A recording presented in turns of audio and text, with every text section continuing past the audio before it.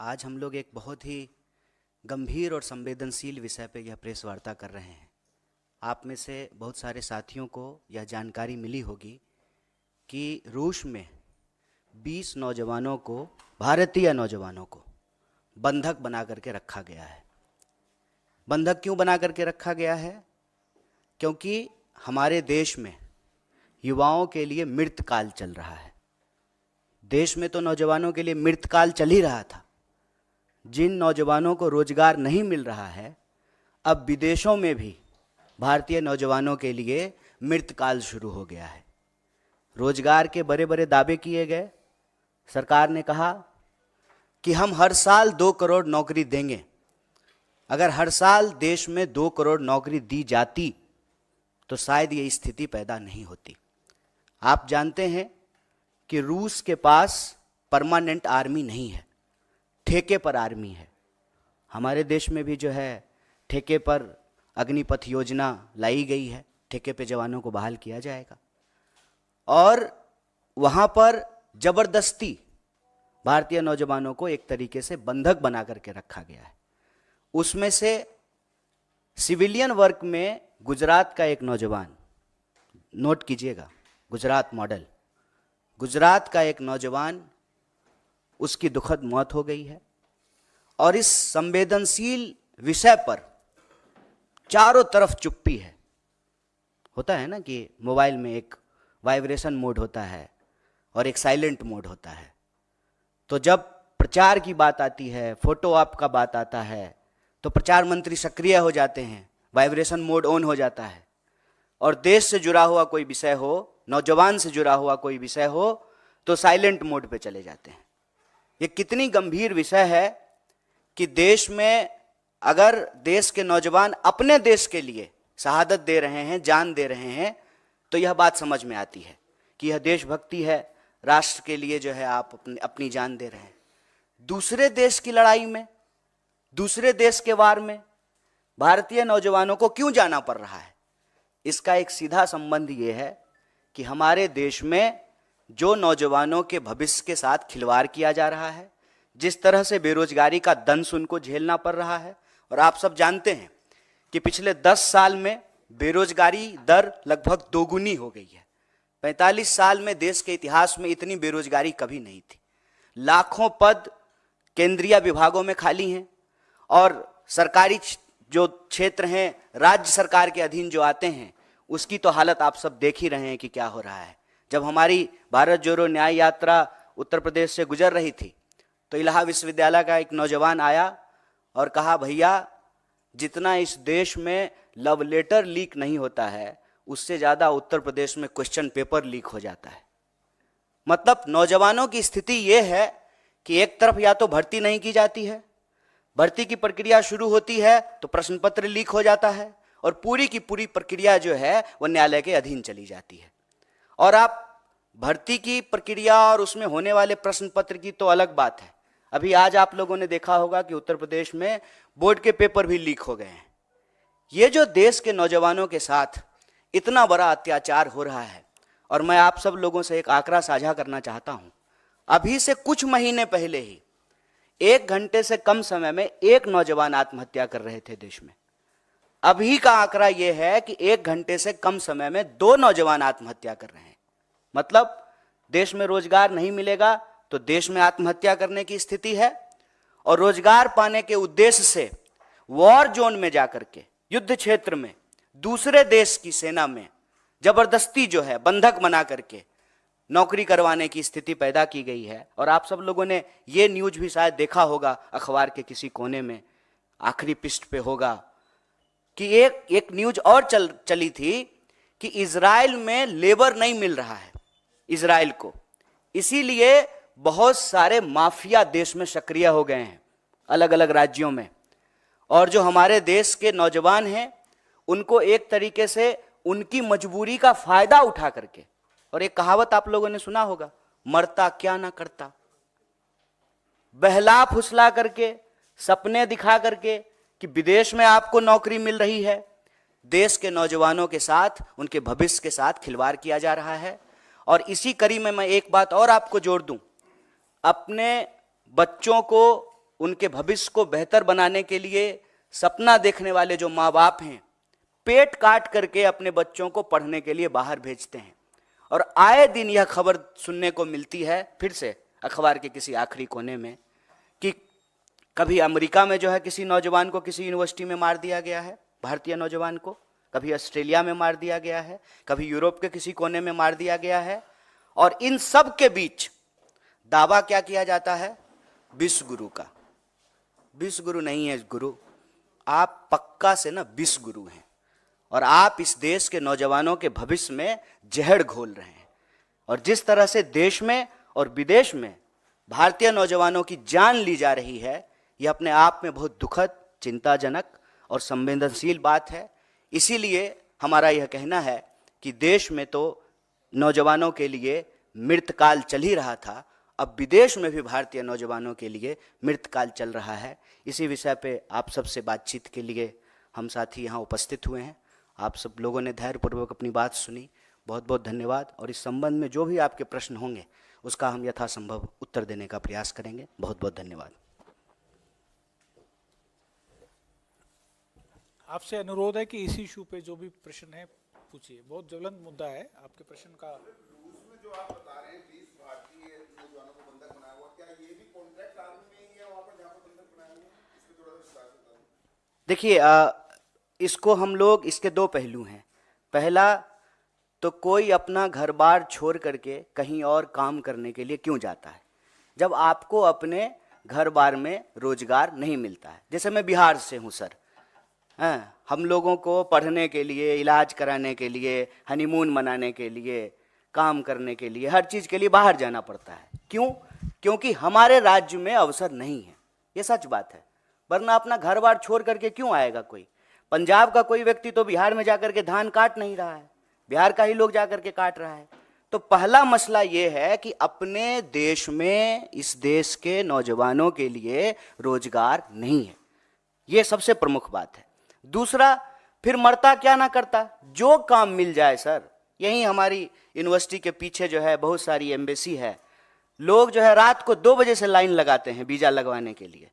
2 बजे से 8.5 लाख लोगों ने जो है इंडियन पासपोर्ट छोड़ दिया है। कहते हैं कि जो है विश्व में डंका बज रहा है, 8.5 लाख लोगों ने जो है इंडियन पासपोर्ट छोड़ दिया है। फिर जहां जो काम मिल जाए, और ठेके पे बाहर में आर्मी में भर्ती की जाती है। हमारे देश में नहीं की जाती थी, अब की जाएगी, अभी इसकी शुरुआत हो गई है, तो की ही जाती है।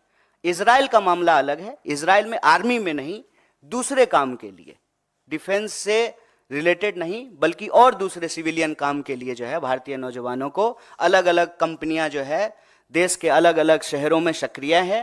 किसी ना किसी कोने में जो है तुरंत आइए, मिनटों में वीजा पाइए के विज्ञापन के साथ जो है दुकान खुले हुए हैं।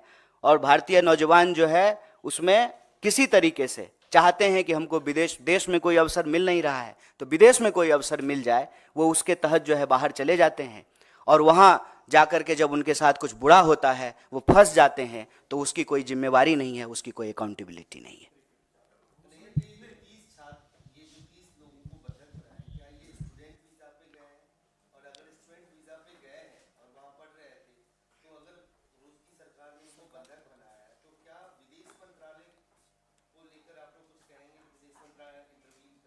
देखिए, अब इस बात का जवाब एक्चुअली हमारे सीनियर जयशंकर जी देते, विदेश मंत्री वो हैं, कि किस वीज़ा पे ये लोग गए हैं, सरकार का इस पे क्या स्टेटमेंट है।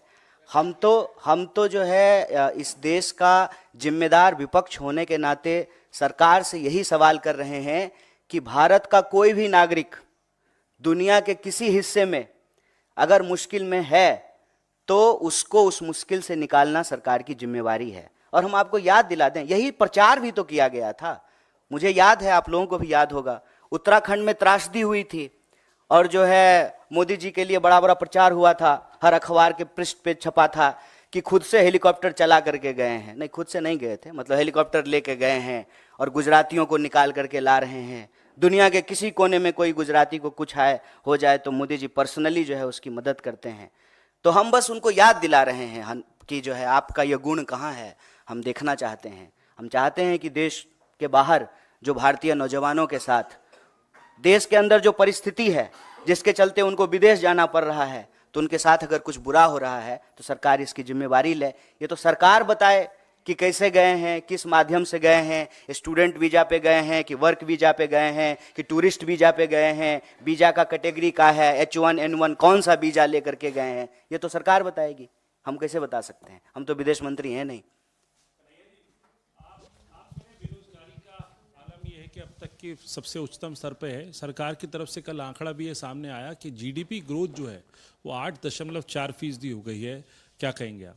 750 लोग जो है वो धन्ना सेठ हो गए हैं, अरबों खरबों में उनकी कमाई हो गई है, और किसान ने आत्महत्या कर लिया है 12,500। इसको कैसे देखते हैं? जीडीपी ग्रोथ हो रहा है, अच्छी बात है, विकास दर बढ़ रहा है, बहुत अच्छी बात है, लेकिन अगर बेरोजगारी दर बढ़ रहा है तो चिंता की बात है, महंगाई बढ़ रही है तो चिंता की बात है, नौजवानों की आत्महत्या दर बढ़ रही है तो चिंता की बात है, महिलाओं के ऊपर होने वाले अपराध अगर बढ़ रहे हैं तो चिंता की बात है, मजदूरों को अगर मजदूरी नहीं मिल रही है, ये अपना ही पैसा, आपका अपना पैसा, आपकी कमाई का एक हिस्सा काट करके सरकार के खाते में आपने जमा किया है, और जब बेटी का शादी है, मकान बनाना है, बच्चा को पढ़ाना है, कहीं एडमिशन लेना है, तो पीएफ का पैसा निकालने के लिए जा रहे हैं तो पैसा नहीं निकल रहा है। तो हम कह रहे हैं कि जो अच्छी चीज है वो अच्छी चीज है, जीडीपी बढ़ गया, बहुत बढ़िया बात है। हम बार बार यही सवाल पूछते हैं ना कि 5 ट्रिलियन की इकोनॉमी हो गई, शानदार, सुंदर, लेकिन 5 ट्रिलियन की इकोनॉमी हो गई तो ये 80 करोड़ लोग कौन है जो 5 किलो अनाज लेने के लिए खड़े हैं? तो धन कहां जा रहा है, किसके पास जा रहा है? आंकड़ा उठा करके देखिए, जीडीपी तो बढ़ रहा है, लेकिन हमारा जनरेशन जो है इतिहास में सबसे गरीब जनरेशन है। कोई एसेट्स नहीं खरीद पा रहा है, अगर कोई एसेट खरीद रहा है तो ईएमआई पे खरीद रहा है। तो ये जीडीपी ग्रोथ किसका है, वो देखने की बात है ना। और इसमें कोई अंतर विरोधी बात तो है नहीं, ये तो और अच्छी बात है। तब तो सरकार अब ये बहाना नहीं लगाएगी कि हमारे पास पैसा नहीं है। तब तो हम कह सकते हैं ना कि जीडीपी ग्रोथ अगर 7.5% हो गया है तो फिर वो जो मांग है इस देश के विद्यार्थियों का कि शिक्षा पर जो खर्चा हो बजट का 10वां हिस्सा हो, तो 10वां हिस्सा बजट का आप एजुकेशन पे खर्च करने लगिए। लेकिन आपको मालूम है कि इस बार के बजट में जो है एजुकेशन के ऊपर कटौती की गई है। तो पैसा अगर पैदा हो रहा है इकोनॉमी में तो जा किसके पास रहा है? ये बेरोजगारी क्यों बढ़ रही है, किसानों की आमदनी क्यों नहीं दुगनी हो रही है, एमएसपी क्यों नहीं मिल रहा है? और आप सब पत्रकार साथी एक बात याद दिला दूं, लाडली का कितना प्रचार किए थे लाडला ने, लाडली कहां है? लाडली में पैसा मिलना बंद हो गया है। एमएसपी पे जो वादे किए गए थे वो वादा तो छोड़ दीजिए। गुजरात के मुख्यमंत्री थे मोदी जी, तो प्रधानमंत्री मनमोहन सिंह जी को चिट्ठी लिख करके कहा था कि एमएसपी दुगनी कर दीजिए। अब तो मनमोहन सिंह जी प्रधानमंत्री हैं नहीं, गुजरात के मुख्यमंत्री देश के प्रधानमंत्री बन गए हैं, तो एमएसपी क्यों नहीं लागू कर दे रहे हैं, उसको कानूनी दर्जा क्यों नहीं दे रहे हैं? इसीलिए जो है किसान आंदोलन कर रहे हैं। नौजवानों की हालत देख लीजिए कि देश के किसी ना किसी कोने में भर्ती समय से हो, एग्जाम टाइम पे लिया जाए, प्रश्न पत्र लीक ना हो, देश के किसी ना किसी कोने में जो है नौजवान और विद्यार्थी आंदोलन कर रहे होते हैं। जीडीपी बढ़ा है, बहुत बढ़िया, लेकिन बेरोजगारी नहीं बढ़नी चाहिए।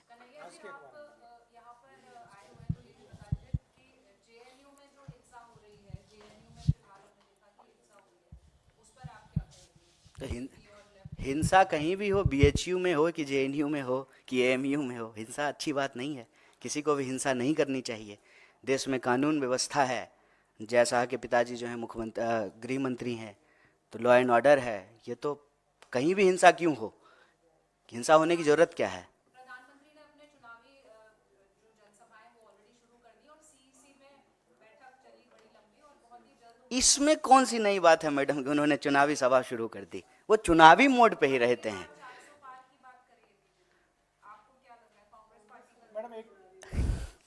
एक बात बताइए, अब की बार 400 पार अगर हो जाता तो एन केन प्रकारेण किसी को भी, आपको मालूम है बीजेपी ने आज किसको उड़ीसा में ज्वाइन कराया है?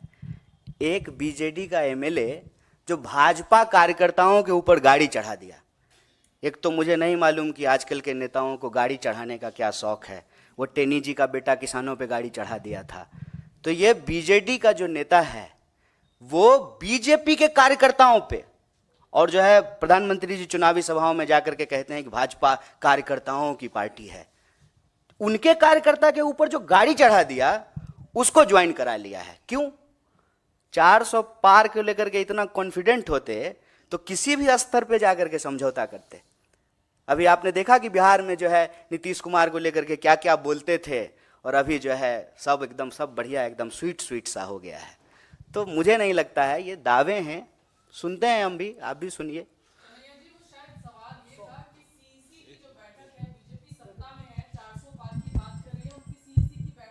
पहली लिस्ट की तैयारी है, आप लोग विपक्ष में हैं, आपकी सीईसी कब होगी इसको लेके कोई क्लैरिटी नहीं है। अलायंस टीएमसी के साथ वेस्ट बंगाल में होगा नहीं होगा, इस पर ये भी चिंता संशय है बना आपको हुआ है। हमारी, बड़ा अच्छा लगा सुन करके। कांग्रेस कवर करते हैं ना, कितनी इसलिए चिंता आपसे करते सवाल हैं कर आप सकते हमारी, हैं। बहुत बहुत अच्छा लगा। आप लोग कितना चिंतित हैं हम लोगों के लिए, बहुत अच्छा लगा, बहुत धन्यवाद।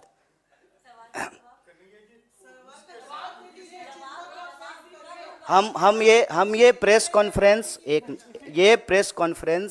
एक बहुत ही गंभीर और संवेदनशील विषय पे है। चुनाव सीट नंबर के लिए प्रेस कॉन्फ्रेंस नहीं रखा गया है। नंबर मैंने आपको बताया, 20 भारतीय लोग रूस में फंसे हुए हैं, बंधक बनाए हुए हैं। अभी 400 छोड़ करके 20 नंबर याद रखिए।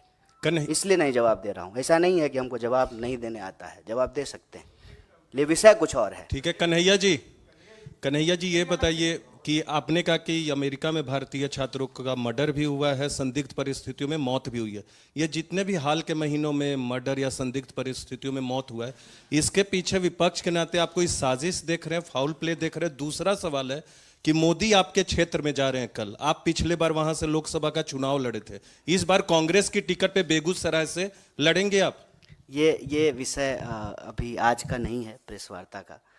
पहला सवाल जो आपने पूछा है कि भारतीय नौजवानों और विद्यार्थियों के साथ आए दिन कोई ना कोई घटनाएं होती रहती है।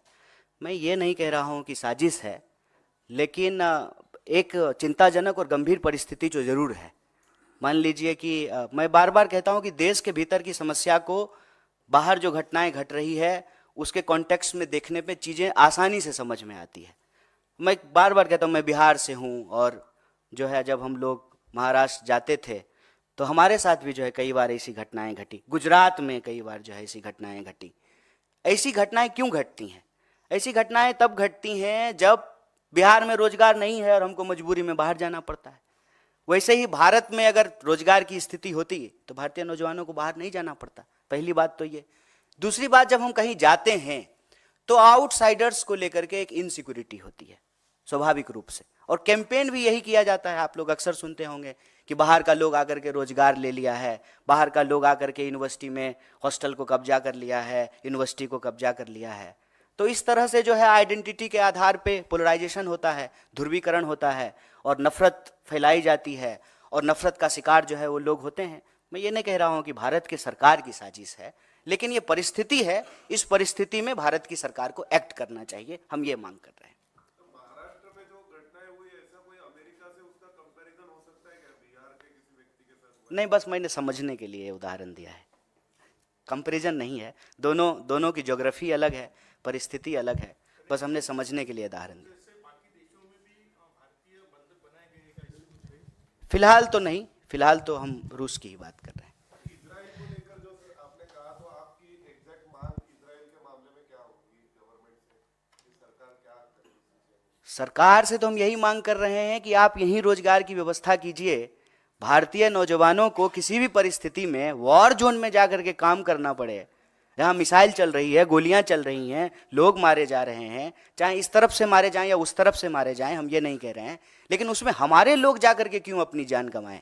उनको यहीं रोजगार दिलाइए। और बस उनको हम वादा याद दिला रहे हैं कि आपने तो कहा था कि 2 करोड़ नौकरी देंगे हर साल, तो 10 साल अब पूरा होने को हैं। इस हिसाब से जो है आप 20 करोड़ नौकरी पैदा करते, 20 करोड़ आप नौकरी पैदा कर देते तो क्यों बाहर जाता कोई? किसी को अच्छा लगता है कि गोलियां चल रही हों और वहाँ पे जो है हम गार्डन साफ कर रहे हैं या सड़क साफ कर रहे हैं? ये अच्छा तो लगता नहीं है। तो हम सरकार से ये मांग कर रहे हैं कि देश के नौजवानों के भविष्य के साथ खेलना बंद कीजिए, और युवाओं के लिए जो ये मृत काल चल रहा है, उस मृत काल को बंद करके ही सही मायनों में अमृत काल शुरू किया जा सकता है।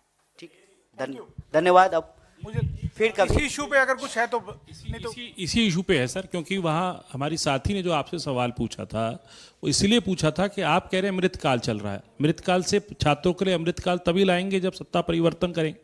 आप विपक्ष हैं तो आप क्या तैयारी कर रहे हैं इस सत्ता परिवर्तन के लिए, इसीलिए उन्होंने पूछा उसके लिए था। दूसरे स्पोक्स पर्सन आकर के प्रेस कॉन्फ्रेंस करेंगे। धन्यवाद। न्याय का हक मिलने तक।